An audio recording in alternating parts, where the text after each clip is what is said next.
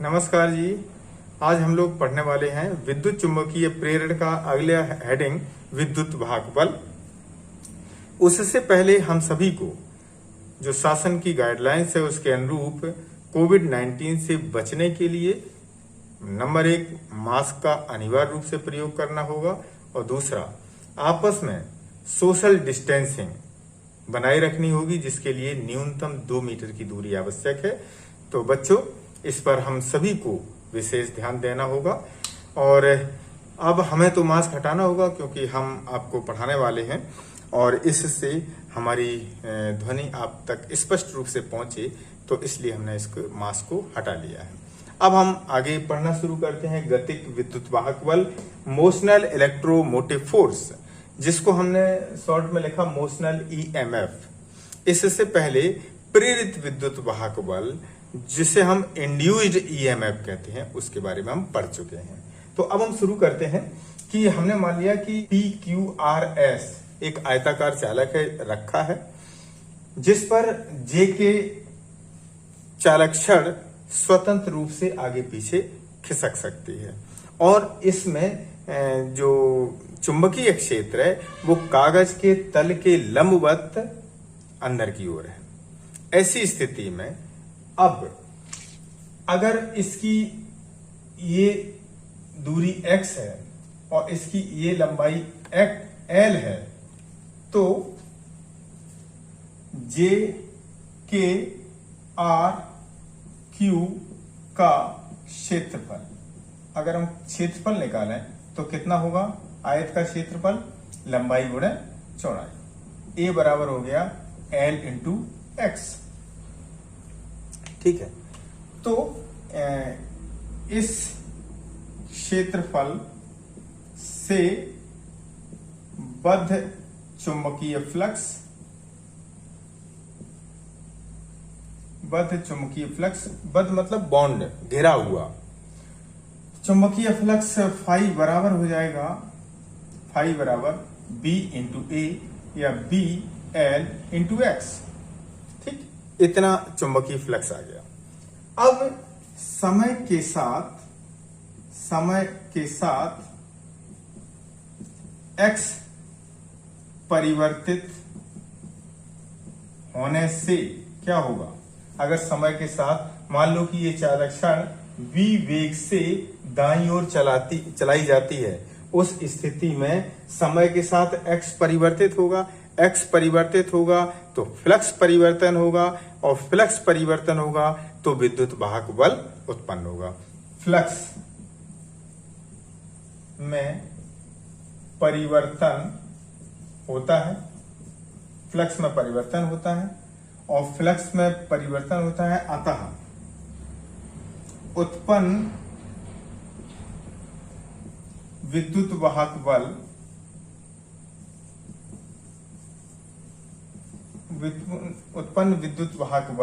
E बराबर कितना हुआ? Minus d/dt into 5v, minus d/dt into 5v या माइनस d/dt। 5v का मान कितना है?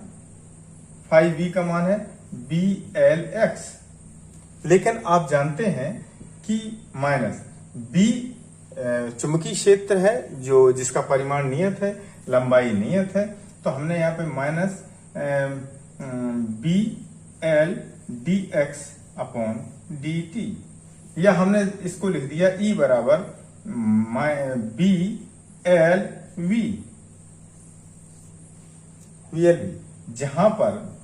जहां dx/dt बराबर माइनस v।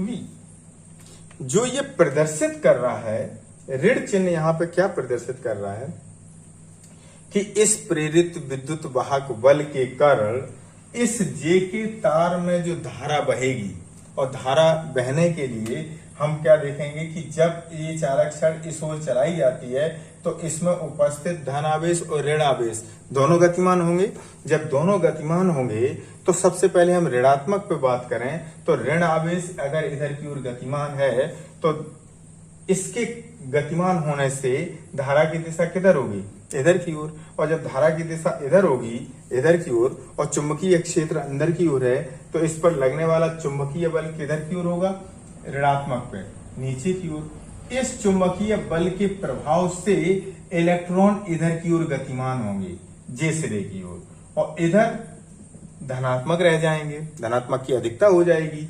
तो जब ऋण इधर की ओर चलेंगे तो ये चूंकि बंद परिपथ है तो आवेश तो इधर की ओर चलेगा, आवेश Q का मान Q इधर की ओर चलेगा, लेकिन इलेक्ट्रॉन जिधर चलते हैं धारा उसके विपरीत बहती है।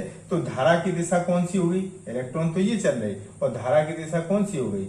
ये धारा की दिशा है, ये धारा की दिशा है, ये धारा की दिशा है, ये धारा की दिशा है। अब आप जानते हैं कि चुंबकीय क्षेत्र अंदर की ओर है और धारा की दिशा ऊपर की ओर है, तो इस पर लगने वाला बल किधर की ओर लगेगा? इधर की ओर लगने वाला चुंबकीय बल काहे पे? चालक छड़ पर। तो इसका मतलब ये बल क्या कर रहा है? इस चालक की गति का विरोध कर रहा है। तो ये ऋण चिन्ह प्रदर्शित कर रहा है कि दिशा बल के विपरीत है या गति का विरोध हो रहा है। तो ये इसे हम गतिक विद्युत वाहक बल कहते हैं। इसे हम क्या कहते हैं? गतिक, ये है आपका गतिक विद्युत वाहक बल। ठीक है। अगला हेडिंग है ऊर्जा दृष्टि, एक परिमाणात्मक अध्ययन। गतिमान माना, गतिमान चालक छड़ जेके का प्रतिरोध स्मॉल आर है तथा शेष जो भी भुजाओं हैं, शेष भुजाओं का प्रतिरोध हमने मान लिया नगण्य है, प्रतिरोध नगण्य है। ठीक, ऐसी स्थिति में तो तथा धारा हमने मान ली आई है, तब आई बराबर क्या होगा? ई बटे स्मॉल आर। ठीक, अब चुंबकीय क्षेत्र के कारण चालक पर बल का जो सूत्र है, ठीक है, तो ये है बल बराबर आई एल क्रॉस बी।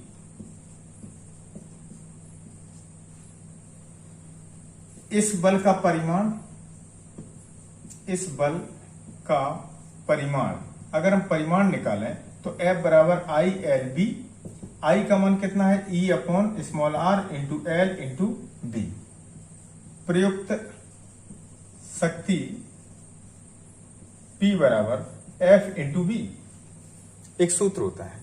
तो यहां से F का मान रख दो तो E L B upon R into V देते हैं। E बराबर होता है B V L into L B into V बटे स्मॉल आर। हम लिख दें परंतु E बराबर बी वी एल। तो इसलिए यहां पे क्या हो गया कि V square L square upon R, इतनी शक्ति निकल आई। लेकिन शक्ति तो निकल रही, तो ऊर्जा ह्रास कितना हुआ? ऊर्जा ह्रास हम मान ले पीडी, मान लिया कि ऊर्जा ह्रास है, तो ऊर्जा ह्रास कितना? P बराबर आई स्क्वायर इंटू आर होता है सूत्र। तो आई का ई स्क्वायर का मतलब E square upon R square into R, तो ये हो गया E square upon small R. अब E का वैल्यू है बी वी एल, तो इसका मतलब B square L square upon R. इन दोनों समीकरण से अगर हम देखें समीकरण 1 और 2 से, तो समीकरण 1 और 2 से क्या स्पष्ट हो रहा है कि जो भी चालक छड़ को गतिमान करने में जो ऊर्जा प्रयुक्त हुई है वो पूरी की पूरी ऊर्जा किस में बदली है? विद्युत ऊर्जा में। विद्युत ऊर्जा का मतलब प्रेरित विद्युत वाहक बल को उत्पन्न करने में। और विद्युत ऊर्जा किस में परिवर्तित हुई? अंततः ऊष्मीय ऊर्जा में परिवर्तित हो गई। तो ये है ऊर्जा का परिमाणात्मक अध्ययन। अगला हेडिंग है दो समक्ष मतलब कोएक्सियल परिनालिकाओं के बीच अन्योन प्रेरकत्व। मतलब कि अगर एक ये परिनालिका है और इसी परिनालिका, ये प्राथमिक परिनालिका है, ठीक, और इसी पर एक दूसरी परिनालिका भी लगी है, इसी पर, जिनकी दोनों की एक्सिस समान है, ठीक, और ये दूसरी परिनालिका जो डॉट डॉट वाली है ये एस परिनालिका है, ठीक है। प्राथमिक में अगर माना प्राथमिक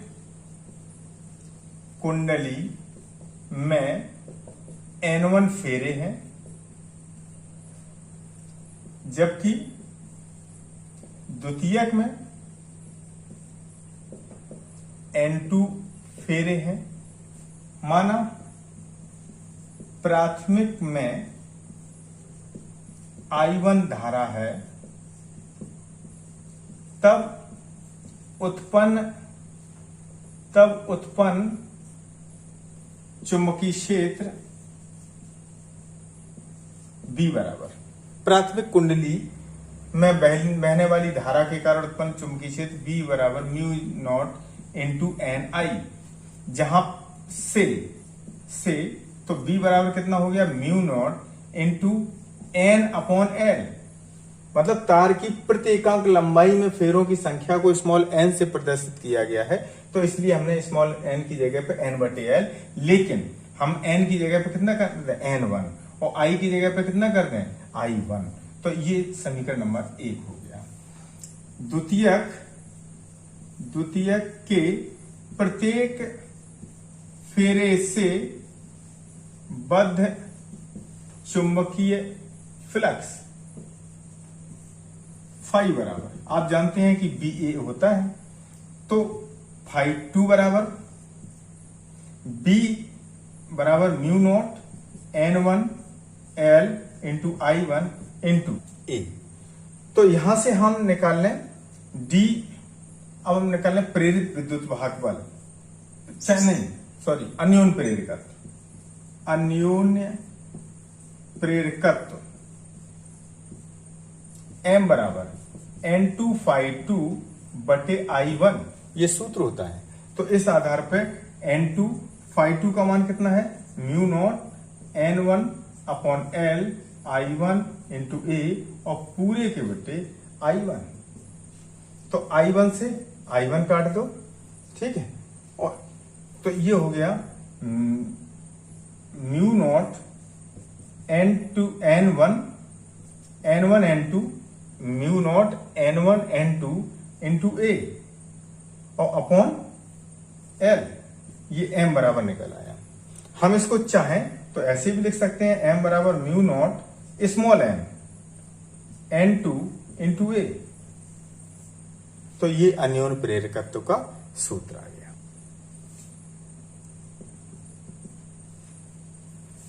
अब हमें एक एग्जाम्पल लगाना है, और उस एग्जाम्पल को आप ऐसे समझ सकते हैं कि हम ये मान लें कि मान लो एक L लंबाई का, माना कैपिटल L लंबाई का तार है, ठीक, तार है, ये कोई हमने मान लिया कैपिटल L लंबाई का तार है, जिसके एक सिरे के सापेक्ष डी थीटा कोण घुमाया जाता है, ठीक। हमने यहां पे मान लिया कि इसको यहां से डी थीटा कोण घुमाया जाता है, ठीक। छड़ की लंबाई हमने कितनी मान ली, एल लंबाई की चालक छड़ है, और ये यहां से OP से OQ तक घुमाया जाता है। तो जब OP से OQ तक घुमाया जाता है, ठीक है, घुमाया जाता है, तब कोण बराबर चाप बटे त्रिज्या से, इस सूत्र से कोण तो है डी थीटा, और चाप कितना है हमें पता करना है, चाप PQ हमें पता करना है, और त्रिज्या कितनी है L, तो PQ बराबर कितना आ गया, L डी थीटा। हम इसको लिख सकते हैं L डी थीटा। यहां पे हम स्मॉल l कर लें, क्योंकि हमने सब जगह स्मॉल l ही प्रयोग किया है, तो L इंटू डी थीटा। तो ये तो हमें ये पता चल गई। अब हम पता कर रहे हैं कि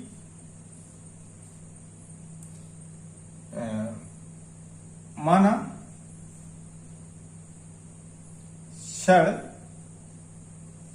क्षण ओमेगा कोणीय वेग से घुमाई जा रही है, ओमेगा कोणीय वेग से घुमाई जा रही है। तो तब कुल घेरा क्षेत्रफल मान लो DA बराबर क्षेत्रफल, DA बराबर त्रिभुज OPQ का क्षेत्रफल, और त्रिभुज का क्षेत्रफल कितना होता है 1/2 लंब LD थीटा और इनटू आधार L। तो ये हो गया 1/2 L स्क्वायर D थीटा। क्षेत्रफल परिवर्तन की दर, क्षेत्रफल परिवर्तन की दर, तो DA/dt बराबर कितना हो गया 1/2 L स्क्वायर D थीटा/dt। ठीक है, अब हमने ये तो निकाल लिया। फ्लक्स परिवर्तन की दर कितनी होगी, फ्लक्स परिवर्तन की दर d∅/dt बराबर d/dt। फाई बराबर कितना हो जाएगा BA, फाई बराबर हमने रख दिया BA, तो ये हो गया B पहले निकाल लो, तो dA/dt, या हम लिख सकते हैं B, dA/dt हम निकाल चुके हैं 1/2 L स्क्वायर D थीटा/dt। ये हमने निकाल लिया d∅/dt। तो इसलिए प्रेरित विद्युत वाहक बल कितना हुआ, प्रेरित विद्युत वाहक बल, तो यहां से स्मॉल e बराबर निकालो, तो स्मॉल e बराबर d∅/dt। तो ये हो गया 1/2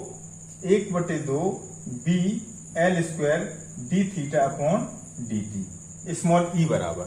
ठीक है, परंतु आप जानते हैं कोणीय वेग की परिभाषा से कि d थीटा/dt बराबर होता है ओमेगा, तो इसलिए हम इसको लिख सकते हैं 1/2 B L square into omega.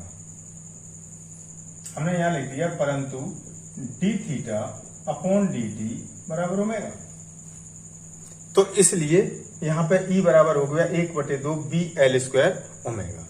तो ये एक निगमन है छोटा सा, जिसको पूछा जाता है कि जब किसी चालक छड़ के एक सिरे के सापेक्ष उसको d थीटा कोण से घुमाया जाता है, तो सिद्ध करो कि उत्पन्न प्रेरित विद्युत वाहक बल इतना होता है। तो इसको कैसे सॉल्व करेंगे, तो हमने यहां से इसको कर लिया। आज के लिए बस इतना ही, बहुत बहुत धन्यवाद।